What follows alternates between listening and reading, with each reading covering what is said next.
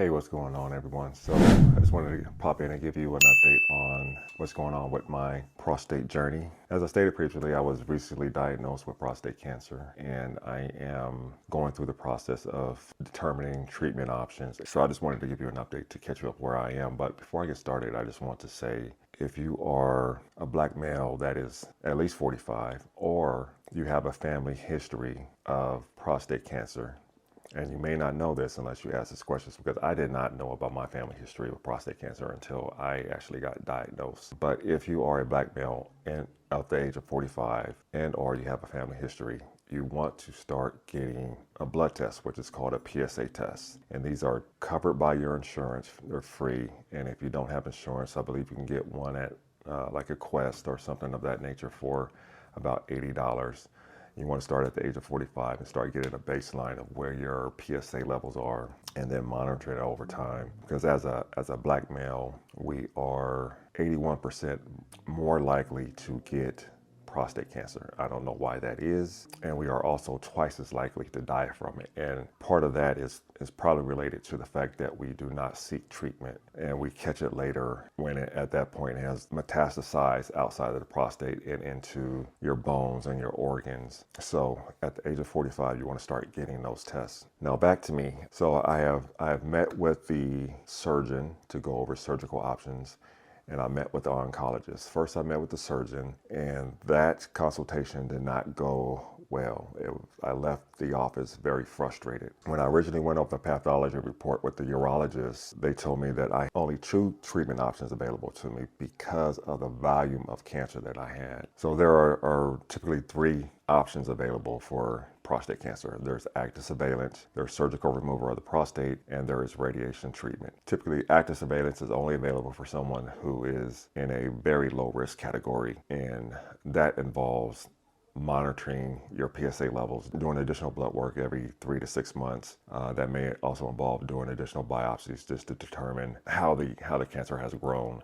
And then once it gets to a certain point, then you take action, which will either be surgery or radiation. So when I went over the pathology report with the urologist, they told me that active surveillance was not an option for me because I had such a high volume of cancer. As I stated before, they take 12 samples, and 10 of my 12 samples came back positive. So my whole prostate was covered in cancer except for 2 specific spots. And because of that, I was deemed to have intermediate non-favorable risk assessment. So my only options at that point are surgical removal or radiation. So when I got into the consultation with the surgeon, he basically told me that I had 2 options, but his 2 options were either active surveillance or surgical removal.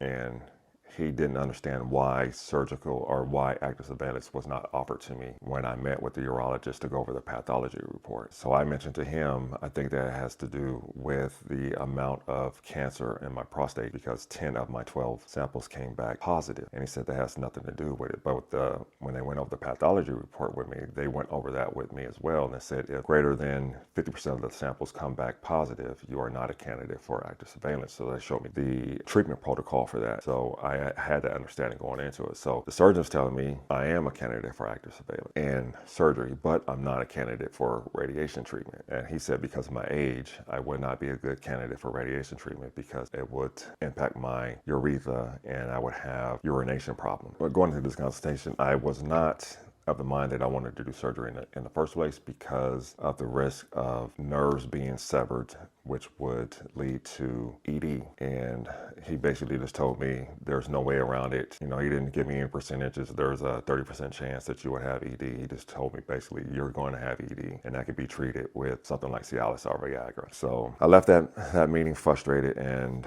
there was a long gap in between that meeting and the meeting with the oncologist. And so I was very frustrated, and I went through periods where it was a struggle because I'm getting conflicting information from the surgeon, and I'm worried about the side effects that could happen if surgery is my only option. In between time, I'm thinking about all these other treatment options of what I would have to go through. Do I radiation treatment, or do I do radiation treatment with hormone therapy? What are the impacts of doing hormone therapy? There's things that you have to consider if you're doing hormone therapy. And what hormone therapy is ADT. And what that does is it suppresses your testosterone to kill off the cancer cells, or to make them easier for the radiation to kill off the cancer cells, because these cells do is they feed off of the testosterone, and you suppress it, then they die, and it makes it easier for the radiation to treatment. However, there's two forms of this hormone therapy. You can get a shot, and that lasts about 6 months. However, the side effect is that your testosterone levels do not return back to their normal levels once the shot wears off. And there is also a daily pill, and with the pill, your testosterone levels return to normal as soon as you stop taking the pill. So obviously, you want to take the pill in that scenario. However, if you're on the pill, you also want to take the like Viagra or Cialis, because you can develop atrophy, because the lack of testosterone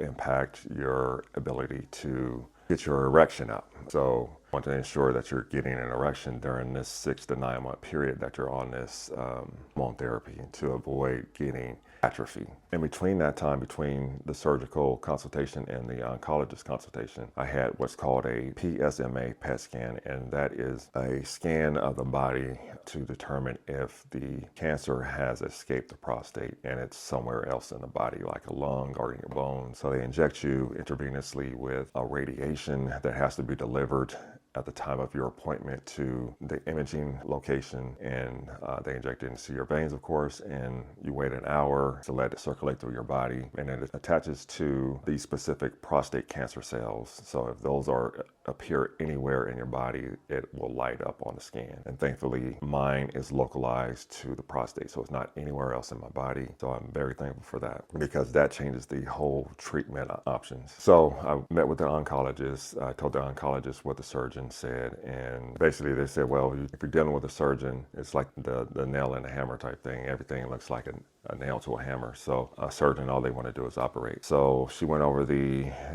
side effects of the radiation treatment with me, made me feel real comfortable about that particular treatment option as what I was leaning towards in the first place. But there was some hesitation regarding that, because there are some similar side effects related to incontinence and ED that can be available with radiation treatment. And sometimes these don't show up until later down the road. So what she assured me is that if these things do occur, instead of happening when I'm 75, it may happen when I'm 70. That's something that happens naturally as men age in the first place. So I felt real comfortable with that. And the treatment protocol is 9-week treatment, 5 days a week, Monday through Friday. So she told me that I would have a sensation of needing or wanting to go frequently during this treatment. But once the treatment is completed, things should return to normal, and I should have like a 99% success rate. And as far as ED goes, I wouldn't have to worry about that. There are things that can happen later on down the road, and where it could speed up the timeline as a man age. They may develop EDs. And I told her about my frustration with the surgeon, and she explained to me that theoretically, because of the genomic report that came back, I could do active surveillance, but she would not recommend it, because there is just such a high volume of cancer where it leads to, even though prostate cancer is slow growing, it opens the window for those things to jump outside of the prostate and into other parts of my body. She explained the whole process to me. They inject these 2 metal pins into the prostate and insert a gel in between the prostate and your rectal wall to prevent the radiation from burning your rectal wall. And the radiation is targeted just on the prostate, so other parts of your body is not impacted by the radiation. Unfortunately, I can't start the treatment until at the beginning of 2025, because I have a planned trip, and I wouldn't do it unless the doctor said it was okay to do. So she said I should be fine to delay the treatment until beginning of 2025. So I will start my treatment in 2025. There will be no hormone therapy involved in that. It's just going to be the radiation treatment 5 days a week for 9 weeks. So there's 45 treatments, 45 sessions. And I had to delay it because you can't break those treatments up. It has to be 9 consecutive weeks of the treatment. Otherwise, I would start the treatment and and make the trip and then come back and restart the treatment. That's where things are with me right now. You know, it has been a difficult time. I'm generally someone that I'm a mind over matter type person, and for the most part I have been able to do that, but I have these periods of where I like to educate myself, so I do a lot of research and I start thinking about these things, and family checking in on me, so I start thinking about it a little more. This last month or 6 weeks, 5 to 6 weeks have been a challenge at times, especially when I really start thinking about it. And it's not because I'm thinking I'm going to die, I'm thinking about the side effects and how I would respond if I got any of those side effects and what that means for me going forward. Because you know, as a man, you tie a lot of your manhood into these things, so that kind of makes it difficult. But after meeting with the oncologist, I feel real comfortable about my prognosis and the low risk of any of these side effects. Long term, I know I will have something while I'm going through treatment, as far as the urge to go or maybe a little incontinence while I'm going through the treatment, but long term I should not have any lasting effect. So I'm real hopeful about that particular discussion with the oncologist. So that's where I am now. So if you're a man, African American man who is at least 45, and or you have a family history of prostate cancer, please go get checked. Catch this early. If you have men in your life, whether you're a man or a woman, if you have men in your life, your significant other, your son, cousin, nephews, uncles, or even your dad, make sure that they're getting checked. This is not something that we talk about. I've never had this discussion with anyone in my family, any of my doctors, until I actually got diagnosed with it. So that is my most recent update that gets you up to speed. I probably will not have another update until I actually start the treatment process, and then I'll keep you updated from that point on. Again, so thanks again for checking in on me. I will talk to you all later. Bye.